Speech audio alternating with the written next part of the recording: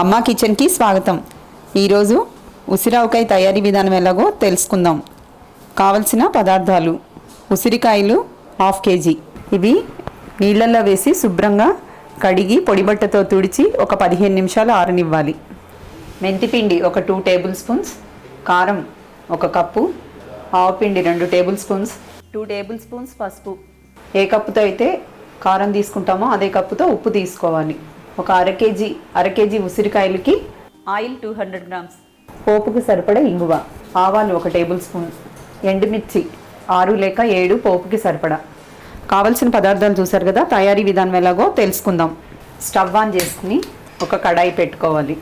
దానిలో ఒక 1/2 kg నూనె పోసుకుని కొద్దిగా వేడెక్కాక ఉసిరికాయలు వేసుకోవాలి. నూనె బాగా వేడెక్కాక ఉసిరికాయలు వేస్తే పేలే ప్రమాదం ఉంది కాబట్టి కొద్దిగా వేడెక్కగానే ఉసిరికాయలు అందులో వేసుకోవాలి.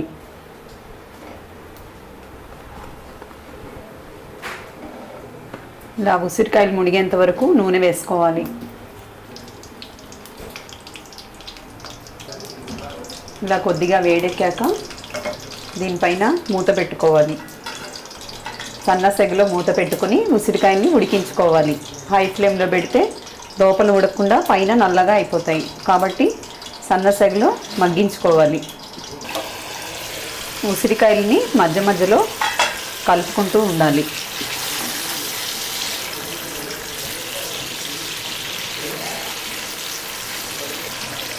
కలుపుకొని మళ్ళీ మూత పెట్టి సన్నటి సెగన మగ్గనివ్వాలి.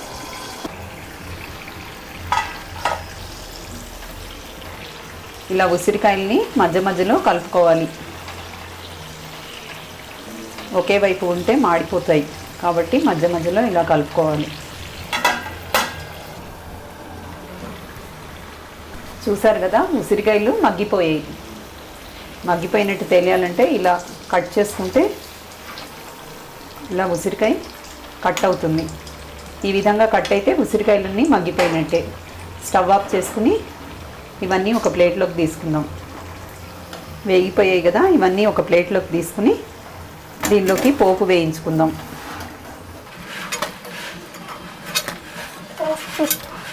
స్టవ్ ఆన్ చేసుకుని ఉసిరికాయలు తీసేసాం కదా, అదే నూనెలో పోపు వేయించుకుందాం. ఆ ఉసిరికాయలు తీసేసిన నూనెలో ఇంగువ ఒక 1.5 టీ స్పూన్ ఇంగువ వేసుకుని, ఆవాలు 1 టేబుల్ స్పూన్ వేసుకుని పోపు వేగాక లాస్ట్లో ఎండుమిర్చి వేసి స్టవ్ ఆఫ్ చేసుకోవాలి.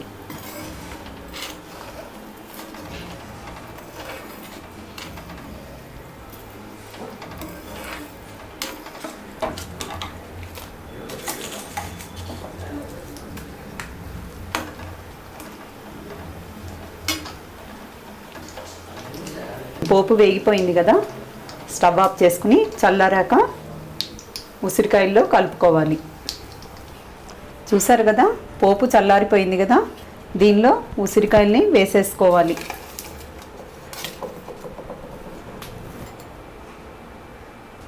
వేసుకున్నాక దీనిపైన పసుపు, ముందుగా మనం చెప్పుకున్న కొలతల ప్రకారం పసుపు, కారం, మెంతిపిండి, ఆవపిండి, ఉప్పు అన్నీ వేసుకుని కలుపుకోవాలి.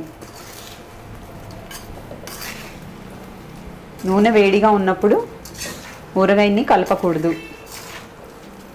నూనె బాగా చల్లారాక ఊరగాయని చక్కగా కలుపుకోవాలి.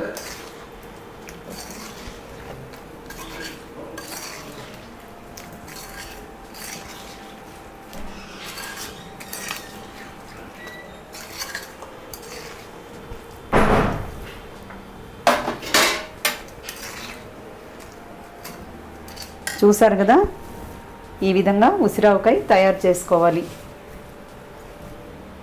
దీన్ని ఒక 2 లేక 3 రోజులు దీన్ని ఒక గాజు సీసాలోకి తీసుకుని 2 లేక ఒక 3 రోజులు ఊరాక మనం అన్నంలోకి వేసుకుని తింటే బాగుంటుంది.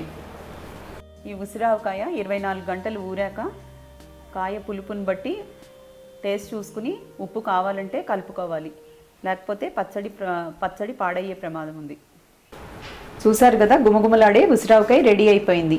మీరు కూడా ట్రై చేసి రుచి చూసి మీ ఫ్రెండ్స్కి రిలేటివ్స్కి షేర్ చేయండి. మీకు నచ్చినట్లయితే లైక్ బటన్ ప్రెస్ చేయగలరు. Please subscribe our channel. Thank you for watching.